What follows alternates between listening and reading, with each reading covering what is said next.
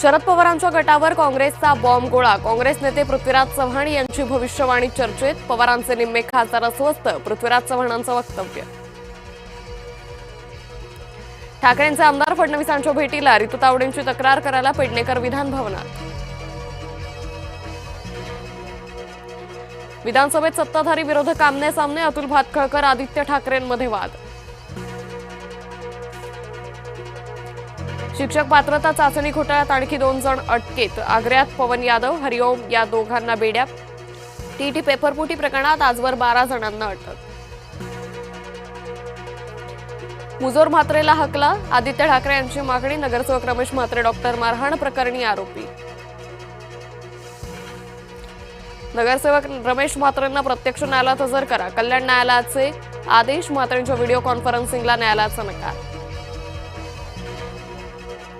पालकमंत्री गणेश नाईक पालघर दौऱ्यावर, नाईक यांनी केला पूरग्रस्त भागाचा दौरा। गणेश नाईकांकडून नागरिकांना मदतीचं आश्वासन।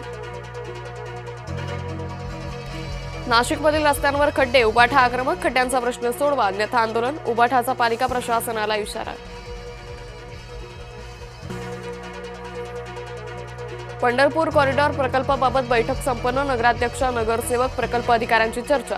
3993 कोटींचा पंढरपूर कॉरिडॉर प्रकल्प। मेहकरमधील प्रशासकीय इमारतीला भेगा, अधिकारी कर्मचाऱ्यांच्या जीवाला धोका। 12 कोटी रुपये खर्चून निकृष्ट इमारत। मोशीतील कचरा डेपोतील दुर्घटनेत 3घांचा मृत्यू, अद्यापही 8 जण अडकल्याची शक्यता। आतापर्यंत 10 जणांना वाचवण्यात यश। नागपूरमध्ये झटपट कर्जाचा आमिष दाखवून ॲपद्वारे फसवणूक, टोळीनं 234 कोटींची वसुली केल्याचा अंदाज। एका आरोपीला अटक, 3 साथीदारांचा शोध सुरू। मुंबई पुणे रेल्वे प्रवाशांना मोठा धक्का, अनेक महत्त्वाच्या एक्सप्रेस गाड्या रद्द। 10 ते 17 जुलै दरम्यान गाड्या रद्द। पश्चिम बंगालच्या राजकारणात मोठी घडामोड, तृणमूलचे 3 खासदार भाजपात, सुष्मिता देव, सुवेंदू रॉय आणि प्रकाश बराईक भाजपात। ऋषिकेशमध्ये पुरात अडकलेल्यांची सुटका, नदी ओलांडण्याच्या प्रयत्नात अडकले होते नागरिक। हरियाणातील फरीदाबादमध्ये मुसळधार पावसामुळे अनेक भागात साचलं पाणी, रस्ते जलमय झाल्यानं वाहतुकीतही अडथळा निर्माण। ज्ञानोबा आणि तुकोबा पुण्यात पोहोचले, संत संगमाचा पुण्यात अपूर्व सोहळा।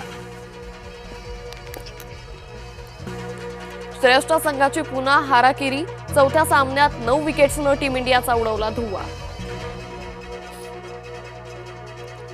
फ्रान्सची सलग 3ऱ्यांदा फिफा वर्ल्ड कपच्या सेमीजमध्ये धडक, मोरोक्कोच्या 2-0 गोलनं केला पराभव।